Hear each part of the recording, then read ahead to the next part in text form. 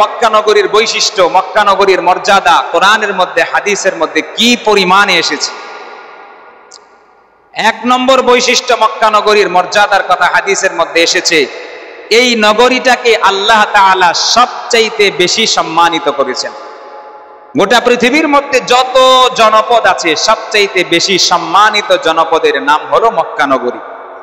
হাদিসের মধ্যে নবীজি বলতেছেন, ইন্না হাযাল বালাদা হারামাহুল্লাহু ইয়াওমা খালাকাস সামাওয়াতি ওয়াল আরদ ফাহুয়া হারামুন বিহুরমাতিল্লাহি ইলা ইয়াউমিল কিয়ামাহ। আল্লাহর নবী বলেন, নিশ্চয়ই এই শহর, এই জনপদ মক্কা নগরী, আল্লাহ পাক রব্বুল আলামিন যখন আসমান এবং জমিন সৃষ্টি করেছিলেন তখন থেকেই এই দুইটা নগরীকে সম্মানিত করেছেন। মক্কা নগরীকে রব্বুল আলামিন কখন থেকে মর্যাদাবান বানিয়েছেন? বলে যখন রব্বুল আলামিন আসমান জমিন সৃষ্টি করেছেন তখন থেকেই মক্কা নগরী সম্মানিত। কিয়ামতের আগ পর্যন্ত এই রকম সম্মান রব্বুল আলামিন কোন জনপদকে দান করবেন না। দুই নম্বর মর্যাদা হলো হযরত ইব্রাহিম আলাইহিস সালাম। হযরত সাইয়্যিদুনা ইব্রাহিম আলাইহিস সালাম এই নগরীর জন্য বরকতের দোয়া করেছেন। হাদিসের মধ্যে এসেছে, ইন্না ইব্রাহিমা দাআ লিমাক্কাতা, ইন্না ইব্রাহিমা হাররামা মাক্কাতা ওয়া দাআ লাহা। নিশ্চয় ইব্রাহিম আলাইহিস সালাম মক্কা নগরীকে সম্মানিত ঘোষণা করেছেন এবং এই নগরীর জন্য বরকতের দোয়া করেছেন। আল্লাহ পাক রব্বুল আলামিন কোরআনুল কারীমের মধ্যে বলেন, وَإِذْ قَالَ إِبْرَاهِيمُ رَبِّ اجْعَلْ هَذَا بَلَدًا آمِنًا وَارْزُقْ أَهْلَهُ مِنَ الثَّمَرَاتِ مَنْ آمَنَ مِنْهُمْ بِاللَّهِ وَالْيَوْمِ الْآخِرِ। ইব্রাহিম আলাইহিস সালাম বাইতুল্লাহ শরীফ নির্মাণ শেষ করে তার ছেলে হযরত ইসমাঈল আলাইহিস সালামকে নিয়ে রব্বুল আলামিনের কাছে দোয়া করে বলতেছিলেন, ইয়া রাব্বাল আলামিন, আপনি এই জনপদটাকে নিরাপদ শহর বানায়া দেন এবং এই জনপদের মধ্যে মক্কা নগরীতে যারা বসবাস করবে তাদেরকে আপনি সর্বপ্রকার রিজিক দান করেন।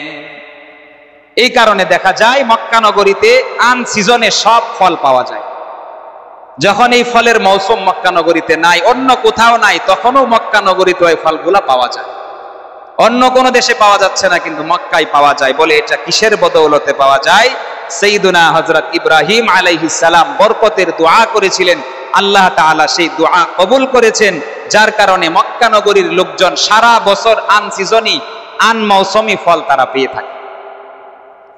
মক্কা নগরীর ৩ নম্বর বৈশিষ্ট্য, এই নগরীটা আল্লাহ তাআলার কাছে এত পছন্দনীয়, যার ফলে রব্বুল আলামিন নিজে এই নগরীর শপথ অনেক জায়গায় করেছেন। যেমন সূরা ৩-এর মধ্যে আমরা শুনলাম আল্লাহ তাআলা বলতেছেন, ওয়াত-তিনি ওয়াজ-যাইতুন ওয়া তুরি সিনিন ওয়া হাদাল বালাদিল আমিন। মক্কা নগরী আল্লাহ তাআলার কাছে সবচাইতে বেশি মর্যাদাপূর্ণ জায়গা, সবচাইতে বেশি গুরুত্বপূর্ণ জায়গা, যার কারণে আল্লাহ তাআলা মক্কা নগরীর শপথ কোরআনের মধ্যে বহু জায়গায় করেছে। মক্কাতুল মুকাররমার ৪ নম্বর মর্যাদা, এই মক্কা নগরীটা ছিল আল্লাহর নবীর কাছে সবচাইতে প্রিয় শহর। নবীজির কাছে সবচাইতে পছন্দের শহর ছিল মক্কা নগরী। হাদিস কি বলে দেখেন, নবীজি বলতেছেন, কখন বলতেছেন? যখন মক্কার কাফেররা নবীজিকে মক্কা থেকে বের করে দিল, মক্কা থেকে বের হয়ে যেতে বাধ্য করলো, ওই সময় আল্লাহর নবী মক্কার দিকে লক্ষ্য করে, মক্কার দিকে তাকিয়ে নবীজি বলতেছেন, মক্কার দিকে তাকিয়ে নবীজি বলতেছেন, কত আবেগ মাখা, কত দরদ মাখা কথা। নবীজি বলেন, মা আতিয়াবাকি মিন বালাদিন ওয়া মা আহাব্বাকি ইলাইয়া ওয়ালাউলা আন্না কওমাকি আখরাজুনি মিনকি মা সাকানতু গায়রাকি। আল্লাহর নবী বলেন, হে মক্কা নগরী, তোমার চাইতে বেশি সুন্দর এবং পছন্দনীয় শহর আমার কাছে আর নাই।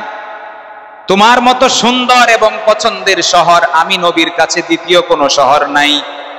ওয়ালাউলা আন্না কওমাকি আখরাজুনি মিনকি, যদি তোমার জাতি আমাকে তোমার থেকে বের করে না দিত, তাহলে আমি মক্কা নগরী ব্যতীত অন্য কোনো শহরে বসবাস করতাম না। মক্কা নগরীর দাম এত বেশি, নবীজি আফসোস করে বলতেছিলেন, হে মক্কা নগরী, তোমার জাতি আমার সাথে বেয়াদবিমূলক আচরণ করেছে, আমাকে মক্কা থেকে বের করে দিয়েছে। দ্বীনের দাওয়াত দিতে গিয়েছিলাম, তারা বুঝে নাই আমাকে বের করে দিয়েছে। যদি তারা বের না করত তাহলে আমি মক্কা ছেড়ে অন্য কোথাও যেতাম না। এই কারণে মক্কা নগরী নবীজির কাছে সবচাইতে বেশি পছন্দের শহর ছিল। মক্কা নগরীর 5 নম্বর সর্বশেষ মর্যাদার কথা হলো, গোটা পৃথিবীর প্রত্যেকটা শহরে দাজ্জাল প্রবেশ করবে, কিন্তু মক্কা এবং মদিনার মধ্যে দাজ্জাল প্রবেশ করতে পারবে না। হাদিসের মধ্যে নবীজি বলেন, লাইসা মিন বালাদিন ইল্লা সায়াতাউদ দাজ্জাল। পৃথিবীর মধ্যে যত শহর আছে প্রত্যেকটা শহরের মধ্যে দাজ্জাল প্রবেশ করবে, দাজ্জাল সেখানে যাবে, কোনো অসুবিধা হবে না। ইল্লা মক্কা ওয়াল মদিনা, তবে রব্বুল আলামিনের বড় মেহেরবানি, দাজ্জাল মক্কা নগরী এবং মদিনাতুল মুনাওয়ারায় কোনোদিন প্রবেশ করতে পারবে না। বলে কেন প্রবেশ করতে পারবে না? নবীজি বলেন, লাইসা লাহু মিন নিকাবিহা নাকবুন ইল্লা ওয়া আলাইহিল মালাইকাতু সাফিনা ইয়াহরুসুনাহা। মক্কা নগরীর প্রত্যেকটা অলিতে গলিতে রব্বুল আলামিনের পক্ষ থেকে নিয়োজিত ফেরেশতা দাঁড়িয়ে থাকবে। তারা মক্কা নগরীটাকে পাহারাদারি করবে, মক্কা নগরীটাকে তারা পাহারাদারি করবে। দাজ্জাল মক্কাতে প্রবেশ করতে পারবে না, মদিনায় প্রবেশ করতে পারবে না। কিয়ামতের আগ মুহূর্তে রব্বুল আলামিন মদিনাকে আদেশ দিবেন, হে মদিনা, সুম্মা তারজুফুল মাদিনাতু বিআহলিহা সালাসা রাজাফাতিন।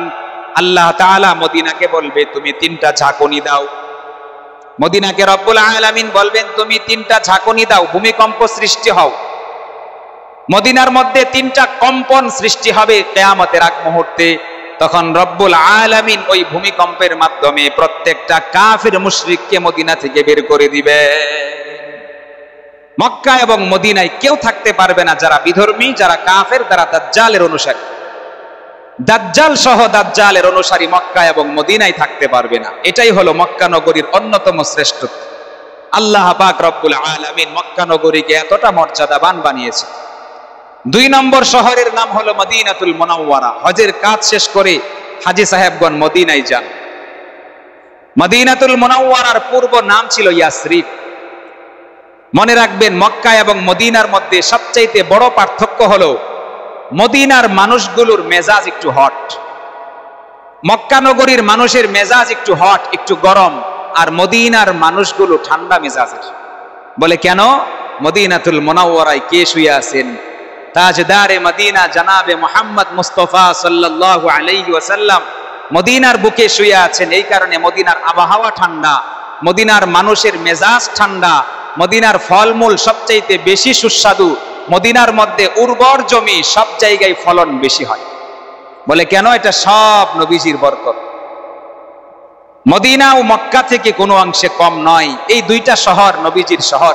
একটা নবীজির মাতৃভূমি, জন্মভূমি, আর একটা নবীজির প্রিয় শহর মদিনাতুল মুনাওয়ারা। এটার পূর্ব নাম ছিল ইয়াসরিব। পূর্ব নাম ছিল ইয়াসরিব, জাহিলি যুগের নাম ছিল ইয়াসরিব। নবীজি 622 খ্রিস্টাব্দে 22শে সেপ্টেম্বর মক্কা থেকে হিজরত শুরু করেন মদিনার উদ্দেশ্যে। টানা 13 দিন পর্যন্ত হিজরত করে মদিনায় গিয়ে যখন মাত্র পা রাখলেন, তখনই মদিনার প্রত্যেকটা মানুষ বলতে লাগলো, আল মাদিনাতুল মুনাওয়ারা বির রাসূল। নবীজির আগমনের মাধ্যমে আজকের ইয়াসরিব আলোকিত শহর হয়ে গিয়েছে। সুবহানাল্লাহ। তখন থেকে এর নাম হয়ে গেল আল